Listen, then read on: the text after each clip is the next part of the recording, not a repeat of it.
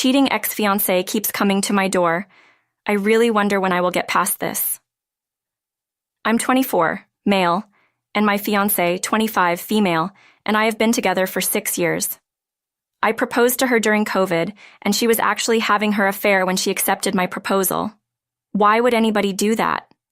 Why would someone accept a marriage proposal from one person while sleeping with somebody else? Anyway, this is a long post. I've been typing it out for weeks. It was therapy for me in a way. I'm not really looking for any advice, just trying to empty myself out somewhere, tell someone, even if it's just strangers on the internet. I'm a pretty awkward guy. I've never been big with the ladies. But when I met my fiancée, let's call her Bess, I was head over heels in love with her in a minute. I had never been in love before, but I knew she was the one I wanted to spend my life with as soon as I met her. For some reason, she seemed to really like me as well, and we were talking about kids and moving in together by the end of the week. The time up until D-Day was great. At least it was for me. Obviously, it couldn't have been that great for Bess. One day, I happened to see a glimpse of a message on her phone that made me pause. I lay awake that night and got up while she was sleeping and went through it. I am very comfortable with technology. I actually make a living through some mobile apps I made. I'm not super rich, but I could comfortably take a year off without suffering any long-term economic consequences. Anyway, I didn't find anything absolutely conclusive, but I did find a lot of suspicious stuff, like deleted messages. She also had a Snapchat contact with an icon that indicated a lot of interaction. There were also some pictures of a guy I didn't recognize. So I installed spyware to monitor her mobile. I just did a Google search and selected the most expensive service I could find. I could even turn the camera and microphone on remotely. The next day, Bess was supposed to go on a 5-day business trip. She works in sales, so this wasn't necessarily something that was strange for her. But as soon as she was out the door, the messages started going back and forth. I was devastated. I vomited several times. I just couldn't believe what I was reading. For a long time, I refused to accept what it meant. I became obsessed and started going through everything I could get access to. I found out that her affair had started more than 2 months before I proposed to her. Her affair partner, a work colleague, was a married man 10 years her senior, with 3 children and a wife that was 7 months pregnant at this point. The final insult that day was when I could hear them in action in the hotel room. They professed their love for each other, bad-mouthed me and his wife, and talked about running away and starting a new family. I was totally distraught. I had no idea what to do. I didn't have the guts to call and confront her. In the end, I called my best friend since childhood. Let's call him Kay. Kay grew up in a Brazilian favela. He was already tough as nails when he and his mother moved in next door when I was 12. This was in the UK, by the way. Kay's father had died a few years before, and Kay never really talked about it. His mother said he died in a random act of violence. My mother left us when I was 10. She was an addict, and my father never remarried. Kay didn't know a word of English, but over that first summer, we became close friends, and I learned some Portuguese, and he learned some English. I guess we bonded so strongly through shared trauma. Kay and I have been inseparable since, which is kind of weird. I'm a conflict-shy and awkward nerd. Kay is very popular and not afraid of anything. Unlike me, Kay is not big or muscular or anything like that. He's just damn tough. Everybody loves Kay. In high school, someone planned a surprise party for him, and 250 people showed up. I can barely count my friends on one hand, and 3 of them are more people I know than actual friends. I told Kay everything, showed him the messages and the emails I managed to uncover. He was silent for a long time. He told me that he couldn't give me any specific advice because this was something I had to deal with. I had to deal with this the way that was right for me. He then proceeded to remind me about a girl he had been with that had cheated on him. He went nuclear. He exposed her to family, friends, and went no contact. I had no idea what to do. Kay's suggestion was the only thing I had, so I told him I wanted to do something like that to Bess. For the next few days, we packed all her stuff, drove it to a storage unit, changed the locks on my apartment, and prepared to pick her up from the airport. Thankfully, Kay was driving. I was actually sitting on my hands to hide how much they were shaking. Bess was all happy and laughing when she got into the car. She instantly noticed something was wrong with me. I just told her I wasn't feeling well. Kay smiled at her and told her I had a cool surprise planned for her at her parents' house. I didn't say anything, not a single word, the entire trip. I tried not to let her see my face and faked a smile the best I could. From the moment Bess got in the car, the rest of the day seemed like it played out in slow motion. I had already talked to her parents the day before and told them we were coming by.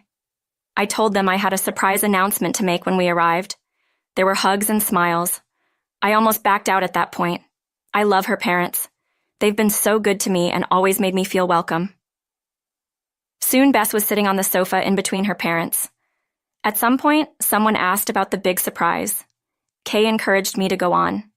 I started off by telling her parents how fond I was of them and how grateful I was that they had welcomed me into their family and treated me in such a way that I always felt welcome. Then I choked up for a few minutes. I had this entire speech planned out. It was eloquent, composed. I totally forgot my speech, so I just blurted it out.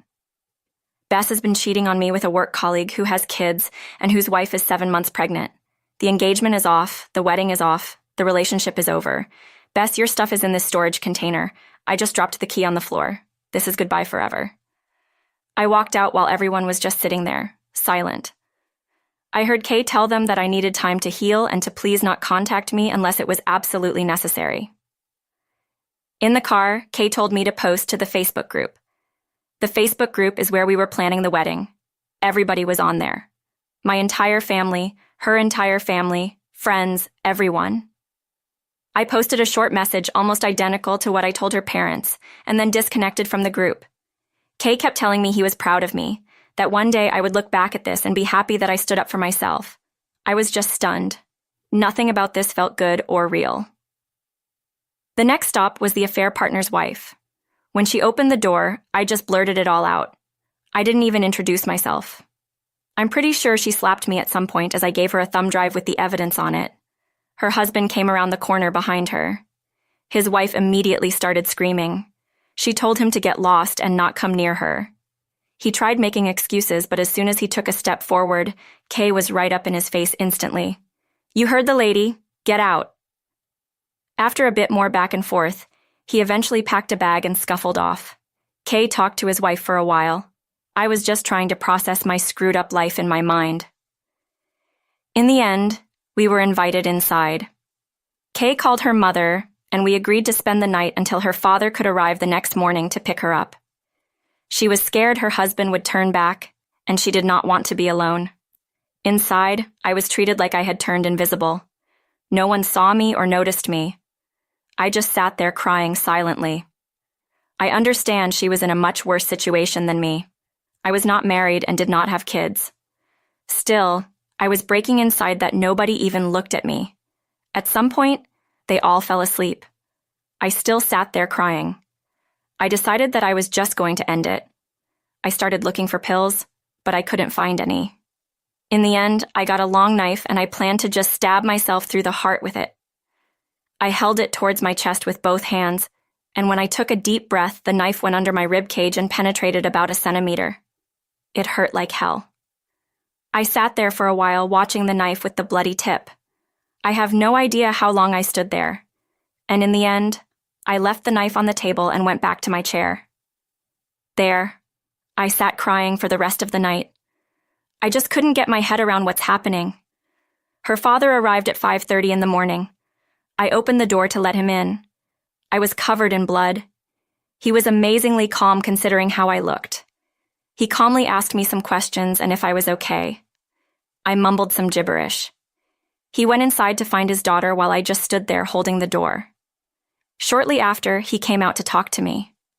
I stared at him for a minute, then I just passed out. I woke up in the hospital.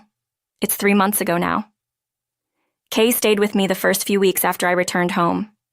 He was scared I was going to off myself again. I haven't talked a word to my ex-fiancé. I changed my phone number, I blocked her email address, and all access on social media.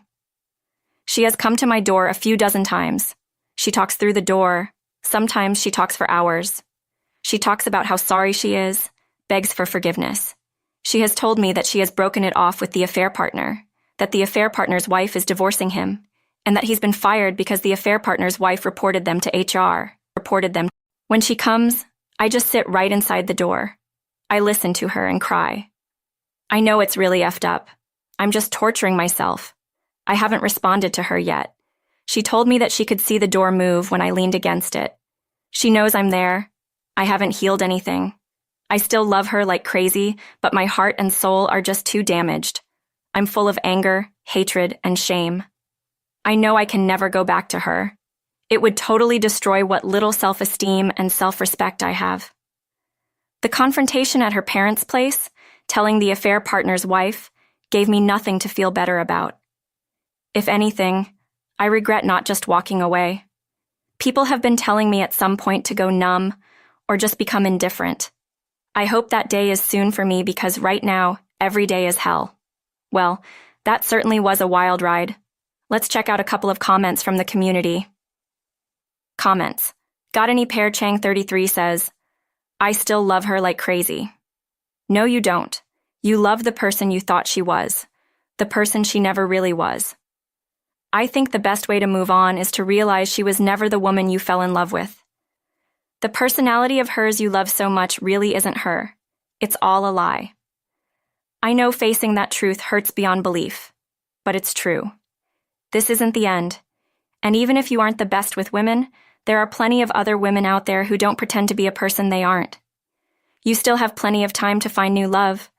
But right now, just focus on healing and remember you love the person you thought she was, and she was never that person. You're not woke closes us out. I'm so sorry. You sound like you have so much going for you. Loyal friends, income and intelligence, integrity. This woman doesn't deserve any more of your energy, not an ounce of it. Next time she shows up, please call the police and have them remove her. She won't come back if she knows that's a possibility. Please see a therapist. It sounds like you were played by a narcissist. Read about narcissism. It's enlightening.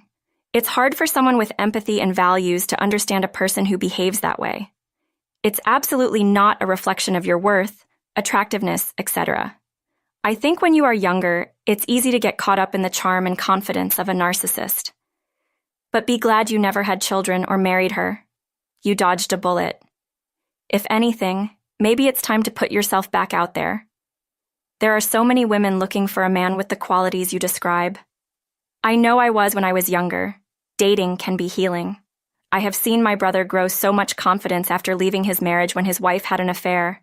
The shy, quiet, nerdy types are absolutely the most attractive in my opinion. It sounds like you have been with her for so long. Making new memories and having new experiences without her is important for building back your confidence and sense of self. Take care. Someday you'll look back on this and be so glad for the lessons it taught you. But it takes time to heal. Update number 1. Update 1. I ended up trying to talk to her parents to see whether or not they could get her to stop coming to my door. I don't really care what her reasons are. I don't care what she wants. I realize now that my perception of her and who she actually is in real life are two different people. So she can take a long walk off a short pier for all I care. I just want her out of my life so I can move on. Maybe I'll get a cat or something. Anyway, before I was ready to talk to her parents, her dad showed up at my door. He had a 6-pack of my favorite beer and asked if we could talk. I said sure and told him I was on my way out. Maybe we could walk and talk. I didn't want him to come inside, not just because I've been a mess and my apartment reflects that. I didn't want to let him in and maybe suddenly his daughter would be at the door or something. Or if it got awkward, I didn't want to have to tell him to leave. I am not big on confrontation, as you know. He popped 2 bottles of beer and just started to talk. Initially, he apologized on behalf of his daughter. Then he told me that his wife and daughter had been pressuring him to go see me to somehow get me to talk to his daughter. He proceeded to tell me that he had no intention of doing that, quite the contrary. He supported my decisions and actions. He told me that his daughter was spoiled and selfish, and that he hoped that for once she would have to face the full consequences of her actions. Maybe he hoped she could be a better person in the future. Then he got really weird, really fast. He started asking me a lot of questions about how I was. The questions were leading, and it was obvious that he was hopeful that I was in a lot of pain. What in the actual It was like he was anticipating me being in a lot of pain and that he would enjoy seeing that. It freaked me out. So I told him the complete opposite. That I was over his daughter, that it didn't really bother me that much.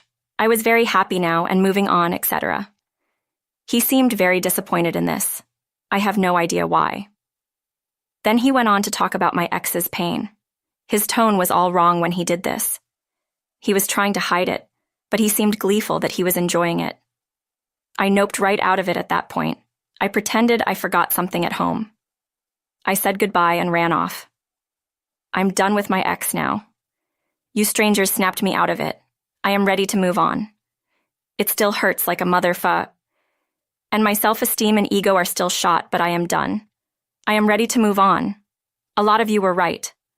I think I dodged a bullet, not just with her, but probably with the rest of her family as well. What kind of father is gleeful at his child's suffering? Once again, thank you everybody for all of your help. Update number 2. Update 2. After the feedback on my last post, I realized that maybe I misread the situation with her father. He has always been great to me, and I have a lot of respect for him. I decided to give him a call and just talk to him. You guys were right. His leading questions to me were because he was trying to find out if there was any chance of me going back to his daughter. He said he was hopeful for that, and that I was good for her, even though he said she didn't deserve me. That made me feel really good about myself for a while, that he recognized that. The reason he was smiling when he talked about his daughter was the culmination of a lifelong argument with his wife about her parenting style. He had told her so many times over the years that letting their daughter get away with things, spoiling her, not giving her discipline, etc., would have severe negative consequences in the future. His biggest regret with his daughter was letting his wife overrule him on this. He was smiling and being gleeful in anticipation of telling his wife he was right. I asked him if everything was okay between us and if there were no problems at all, but he jokingly said maybe it was time for him to get a divorce. Apparently, the confrontation between him and his wife and daughter didn't go that well after meeting me, but this time he told me he wasn't going to back down. This seemed to be a fight that had been a long time coming for him. As for Kay, he has been great, as he always is. He has been supporting me and encouraging me all along. Now that I am out of it, I realize how right he was that one day I would be proud of what I had done. I stood up for myself, something I usually never do, and I feel awesome about it. I will definitely do it again in the future when necessary. My ex showed up again at my door, and I actually talked to her this time. She begged me to let her in so we could talk, but I wasn't going to talk to her on her terms. If I was going to talk to her, it would be on my terms. I told her, okay, but I have some things to do, and I will meet you at a local park in half an hour. I didn't want her inside my mess, and as some of you pointed out, maybe she could make some accusations about something if I met her alone. Strangely enough, I wasn't nervous. I actually felt kind of good. For once in my life, I felt pretty sure of myself. Anyway, I went to the park. She was crying. I sat down, and we had some meaningless small talk. She tried to interrogate me about what I had talked about with her father. I told her that was private between me and him, and frankly, none of her business. I was starting to get bored, so I asked her what she wanted to talk about. She then went into this hour-long tirade about how sorry she was, how much she loved me, how wrong it was that she hurt me, yada yada. She begged for me to consider reconciling and said she would do anything. I told her I forgave her because I don't want to carry that anger, hatred, and hurt anymore. But no, getting back together is never going to happen. People who love other people don't do what she did to me. Her actions prove beyond any doubt that she is not a nice person. Nice people don't do what she did. I can never trust her again. I told her I want to live my life with a nice person that I can trust, a person who appreciates and loves me. Due to her actions, she is no longer a viable candidate for that role in my life. She cried hysterically. I sat there and watched. It was strange. I have never felt that detached from anybody. I actually felt upset about how little I cared. This indifference isn't me. I can't remember any other time, at least. I called her dad to come get her. I told her that I hoped she would get some counseling and fix herself. Something was obviously broken inside of her. I tried to encourage her that she would get through this, but she didn't really want to hear any of that. Her dad came. I explained the situation to him, told him I wished her all the best and good luck. Then I got an Uber, went to the local animal shelter, and adopted a kitten. I named the kitten Shiny. Kay joked that he was blinded by my new shiny spine, so the kitten's name is Shiny to always remind me to stand up for myself. I am happy I managed to take the high road and just be honest with her without yelling or calling her names. I've been playing with my amazing kitten and having a lot of fun. Kay is coming over later to play some video games and drink some beers. I am sad about my ex. I feel sorry for her. I will miss the good times we had, but I am also relieved that I am done with this now. I received some hard, uncomfortable truths from some of you, but it was what I needed to hear. Thank you, Reddit. You helped me to finally stand up for